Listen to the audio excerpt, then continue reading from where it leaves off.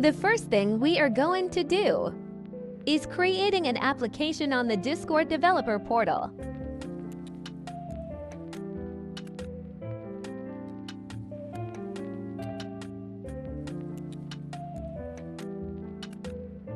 The application is now generated. Go to Bot in left menu. The first thing we are going to do is enable all the intents. The bot will not work if you don't enable these. Click on Reset Token and this will generate a bot token.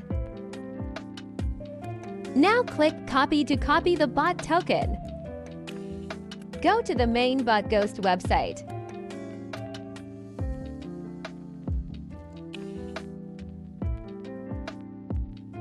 Paste the bot token in the bot token box and click on Create Bot.